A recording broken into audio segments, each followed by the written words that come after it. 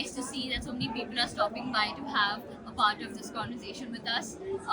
As you know, our spotlight author for today is Mrs. Mamta Chander. She goes by her pen name of Duriya, and her book, The Vast Empty, is what we're going to be discussing.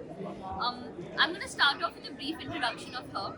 Firstly, what I do admire about her is the sort of contradiction she lives by so confidently.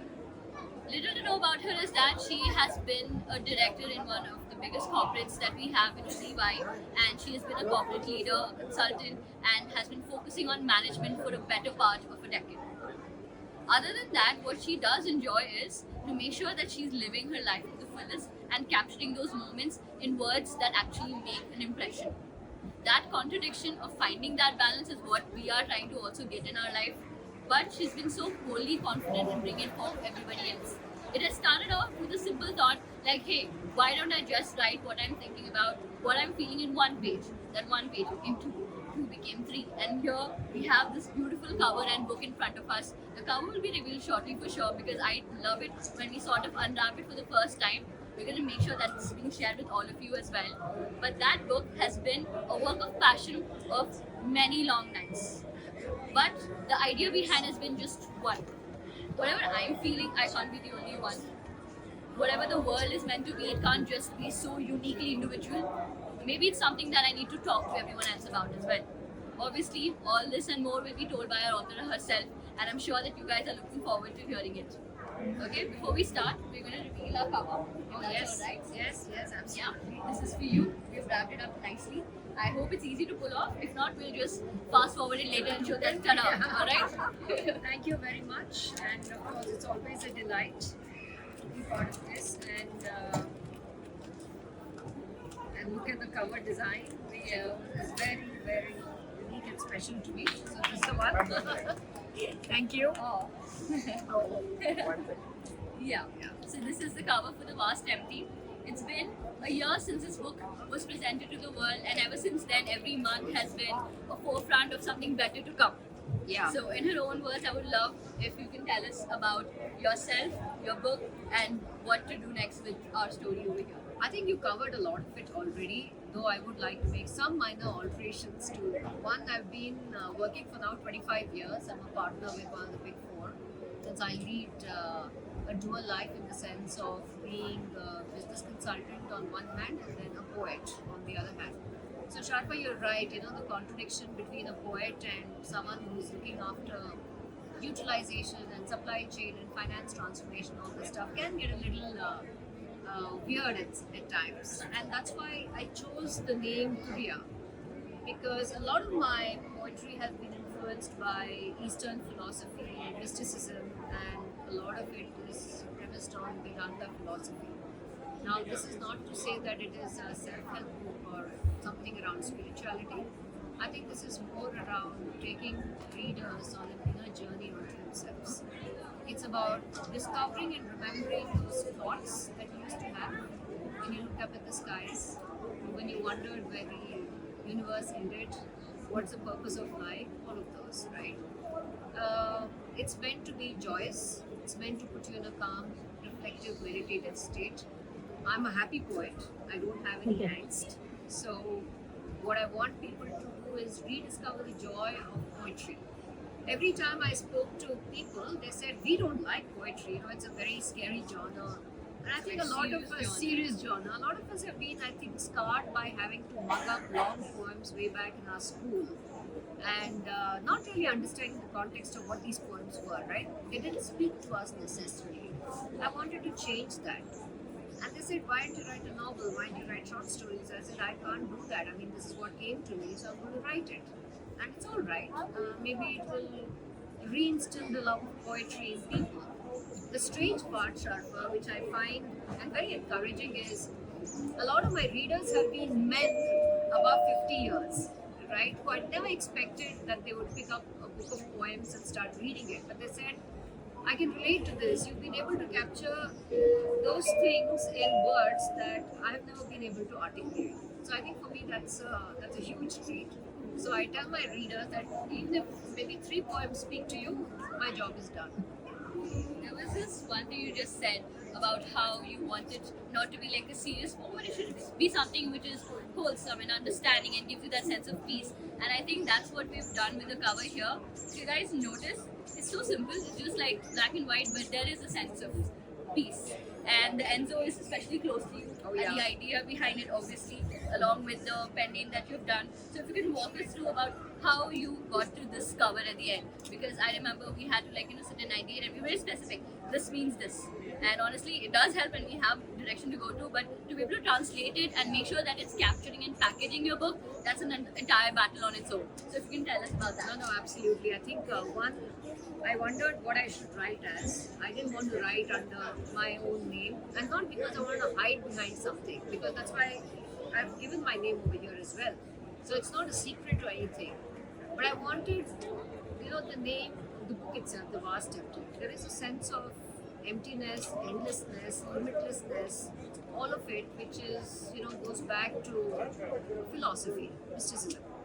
And then Turiya is the fourth state, the ultimate consciousness which underlies the other three other states, right? Waking, dreaming, sleeping.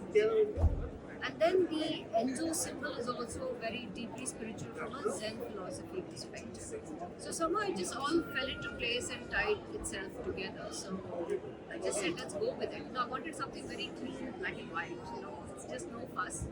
Just like my poems, simple, easy, direct, relatable.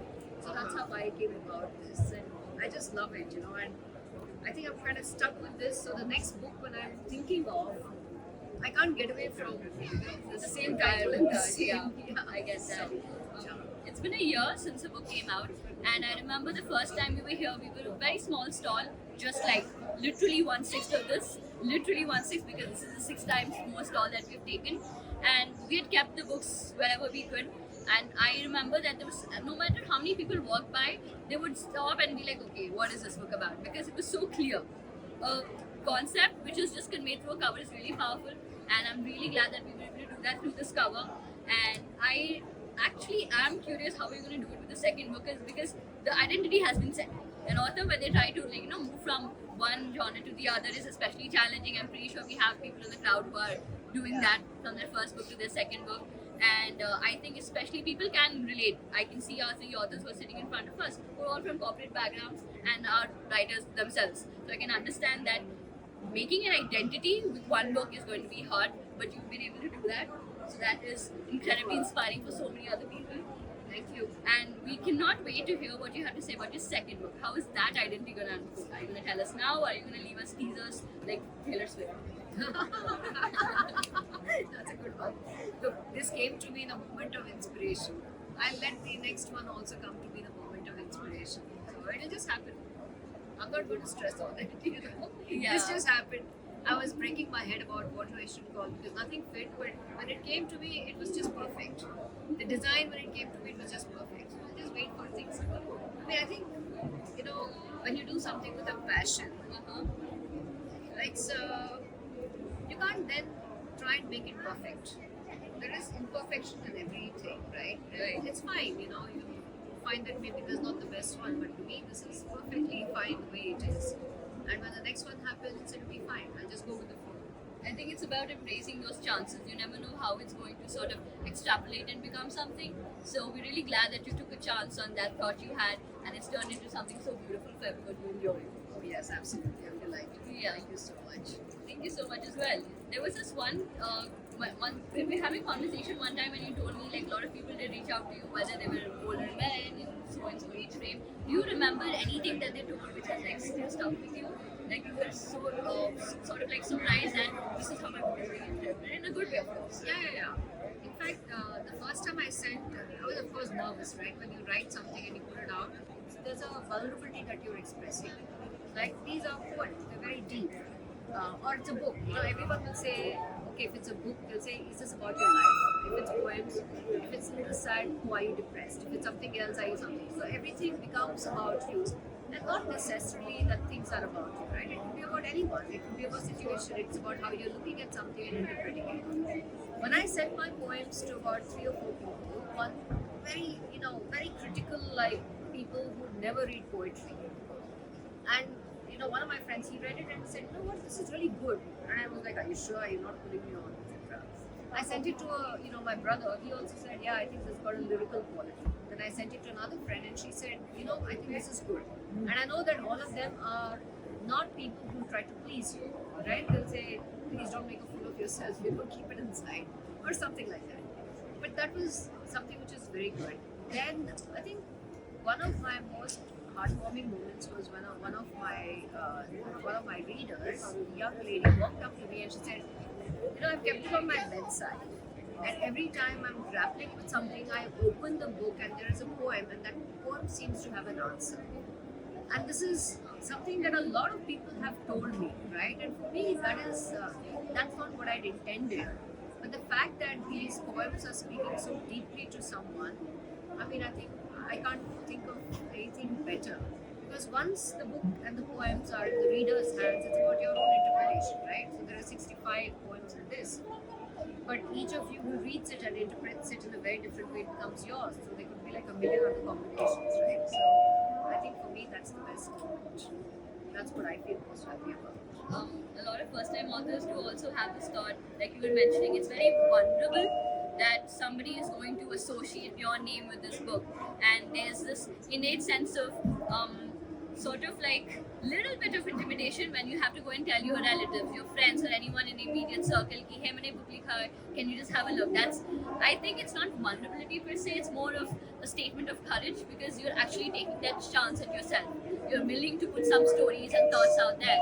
And there was this one time we used to get messages sometimes on our Instagram as well when people come across this book. They're like, hey, I like the story over here, or they'll tag that author and we'll try to repost it. I think those small moments when we are there for somebody without actually being there for them, our words, you never know who is going to take a chance on them. You never know who they're going to relate to. If we start off take a chance from ourselves and then give it to everybody else, I think that's what books and poetry and stories are all about. Leave something for somebody somewhere who does not know they need it, but being there for them when they do.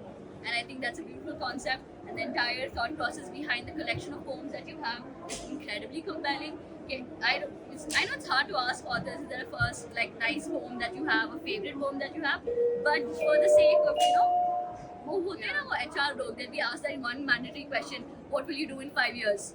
वैसा question, so I'll also ask you that question. What is your favorite poem? For once in my life, I've been prepared, because I would have said, there'll be like 5 poems, 10 poems that I like. But I'm going to read something which is very close to my, all of these are my favorite kids. Some of them are much longer, the poems. I'm going to read one which is called, I'm going to read two, if you'll allow me. Privilege is mine, please. This is called This Moment. 1 second, let this. I'm recording it, but for the sake of them. I live in the moment, neither burdened by hope. No, If you need it to be louder, I can repeat it. Let me know. Okay. I live in the moment, neither burdened by hope, nor anchored in memory, nor weighed down by judgment. Just an observer of my unfolding destiny. Let every blink be a tiny death. Every day, I'll die a million times and be reborn each time I open my eyes. So this is, again, if you start reading, there are lots of things interspersed like this, which is, I think, has far deeper meaning. But I'm going to pick one word, which is how poems come to me, right? It's called words. The words, they stood silently at the edge of the precipice. Beautiful words, profound and independent. Some were overpowering with their potency, others simple and elegant. And some just humble and tiny. They jostled and arranged into formation. And when the wind blew right, or the moon lit up the night, or when rain fell to earth, on a night heavy with the fragrance of jasmine, the words launched themselves as lyrical poetry and flew into a waiting heart. That heart, was it yours? So I like that. I like those last two lines. Yeah, I think I've though I say it myself, I think there's a little bit of uniqueness, Greece, which, as my readers say, is not really visible. They find it unique, let me just say. I think it's just the message and the way it's been written on the wordplay. I like all of it. And what I really enjoyed is there's a certain fearlessness, after the first few months of, this book being out there and, are people going to like it, not like it and all. I said, it's all right, it's out there now, it's a done deal. What I wanted to do was, recreate the love of poetry and integrate poetry with different art forms. So last year I got this, this inspiration to combine poetry with music. So I had this performance where we had, a violinist and a sitar players interpretation of the poems. So we had like a jugalbandi, I'm reading, someone else is playing. And then when I went to Bangalore for a set of shows, we had dancers. How would the dancers interpret it? And it was, mind blowing for me as a poet to see how they're interpreting. And then during one of the rehearsals, we had someone who plays with fire, whatever you call them. And that person said, what, I want to be participating in this. So I said, okay. So there was music, there was dance, and there was this fire performer. And I had to write a poem overnight so that piece can be integrated. So I think it's just amazing what you can do. I'm now looking for installation art as well. I think these poems lend themselves to a sort of immersive experience. So yeah, there's so much that can be done if you just allow yourself to experiment. And I've never been afraid of taking risks. So. Speaking of immersive experiences, I think people have this mindset that once you write a book, it's a book. You can only talk about it in that concept or in that identity. But like our author said, you need to sort of bifurcate your way of seeing it. Most of her poems have a very inherent humanitarian romanticism, where you can sort of describe it in different levels and different mediums. So the conversation we had after some of my teammates went to that show and came back with it was so mesmerizing. We couldn't take our eyes off. We were not only hearing the words, but we were feeling them as well, because your senses are stimulated in all accords, from the music to the dancers to the visual appeal as well as the words. So everything had more depth. And honestly, I think if you have another show, you should just give everyone a little bit more advance notice so that everyone can come. It was really good. It's Bangalore. People got stuck in traffic all the time. But you know what? If there was a better setting, there is one poem which I ask everyone to close their eyes and be there in the moment. And I've seen, I think, okay, most people won't. But every time I've done that, people have closed their eyes. They have kind of felt that. I would have done it over here, but today I'm running the back door, my voice is not right because there's too much of noise. But that is so powerful, and I was also surprised. The first time I had a show, someone said, one, we never thought so many people would turn up. Two, for them to all listen and say, okay, I'm saying close your eyes, and they close their eyes. I'm never happened before.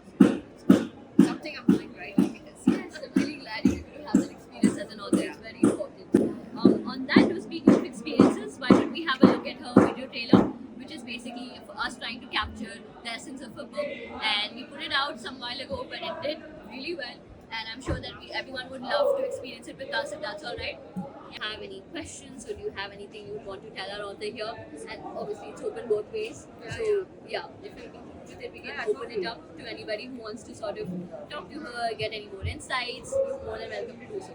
And since I've already done it, if no one's gonna do it, I'm gonna have somebody do it from somewhere. Don't worry about that. Yeah. I have written one story which says fullness in emptiness.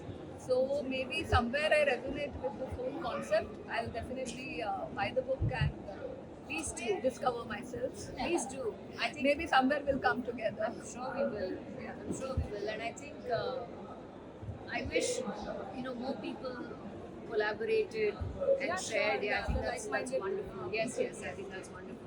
I used to say before that if you don't like the book, your money back. But I've been told not to say such things. But yeah, I think you'll find at least 5 poems that will resonate with you. I have an Insta handle called Being Turiya. It's not on the bookmarks, but please leave a message. I'd love to see what you think about it. I'd really appreciate any feedback, any of that. I think I just feel there's a sense of joy when someone says something resonated with you. I mean, it's Yeah, unfounded. we all are going through experiences and Yeah. daily life incidents. So whenever anything is written, right out of inspiration from there, Yes. then definitely it is relatable. Because whatever you said, that whatever your readers feel about it, that's what even I hear from my readers. Exactly. So there is a connect. It's better than any presentation that has gone very well or some big raise that you've got, right? I mean, this pretty much equals every corporate achievement that you might have. And no matter which phase of life you are in, everybody is going through something. Yeah, yeah. And I find that a lot of people are, and first I thought it was maybe a certain age group, but I went to one of these Poets of Delhi events and I saw a lot of very young people and so much of talent. So I think one of the things that the poems, this book has also done is expose me to a world which I didn't know existed. I mean, these poets meet almost every Sunday at some cafe, and the poems are so powerful, and the people, such young people, right? All students, JNU and all of these, and they're talking about, of course, some are anchored in chaos and injustice. They're talking about life issues, but the powerful voices and the confident voices. I was like, all right, it's just a joy. I mean, I think when you publish or write or something, it just opens up things which I never thought was possible. Right? In the last year, you've been to a lot of such events where you're meeting authors and poets because community is very tight knit, and being part of that community has always been a good experience. So, any places or any events that you've been to which has stood out for you? I know that were you in JLF this time? I was in Hyderabad Lit Fest. You were in the Hyderabad Lit Fest. How was that, or any other Lit Fest that you were part of? So I went to Shulini Lit Fest, and I think they have one more edit this year. It should be anytime now. That was my first Lit Fest ever in my life, right? Much as I've been a lover of books and writing, I never attended a Lit Fest. That was the first. But Hyderabad Lit Fest, massive event. I attended that last month. I was on a poetry panel, and also there was a spotlight on the book, very similar to what we're having over here. And then we were on a panel with 4 women, all poets, and they are reading. And some of the poetry was like beautiful, mind blowing, right? You never expect that creative. I mean, what is poetry? It's such a creative connection between two almost unrelated things at some point. So she had talked about the pods of garlic as tusks of elephants. Some connection like that. It was brilliant. Excuse me. So, I think it's almost like a sense of wonder when you attend some of this. It's like looking at a beautiful piece of art when you go to an exhibition and you say, wow. You listen to something, it's like, wow. And then you hear about new art forms, new poetic forms, new writing. I mean, it's just, opens up the world. A lot of our authors also, or wherever they're readers, they don't actually go and be a part of a lot of literary festivals thinking that, hey, maybe we don't know enough, or maybe it's not for me. But honestly, we urge that whatever it is, you should actually go to a literature festival. It's some accord, big or small, does not matter. But you never know where you're going to meet your people, where you're going to find that click, and it becomes a ripple effect. If you look at this World Book Fair, which is such a big stage, everybody thinks that, hey, we're small people, small players in a very big domain. But at the end of the day, when we're here together, we're the ones who are making impact together, right? And being part of a book fair or a literary fest is something that is always remarkable because it actually showcases so many things for your book, so many things for you as a reader as well as a writer or a potential writer. So that's something I believe even our authors would recommend to start to try out. Oh, yeah, absolutely. I mean, look, I was intimidated, do I deserve to be here on the stage? But yeah, why not? And I feel that there is no right or wrong art, right? If you look at a lot of abstract art, you might say it's not making sense, but then something speaks to you very deeply also at some point. Who's to say it's all very subjective in that sense. So maybe a lot of people will say, there is no form, there's no this, it's not sticking to a particular whatever. That's all right, it's free verse. Like I said, I think if you've got something to say, there's always someone who's willing to listen to it, right? And that's it, that's your audience. So I think everyone has every right to be on every stage because you've earned it, you've deserved it, right? So I The first time I was like little intimidated because I thought everyone's like a famous author. Then I realized, everyone has the same kind of, vulnerability or issues or insecurities or the same level of confidence. So it's like, yeah, it's a new experience and go and enjoy it. I mean, I'm not going to make a living out of my book for sure, right? I don't think poetry anyone put food or any time put food on the table, but it's a passion.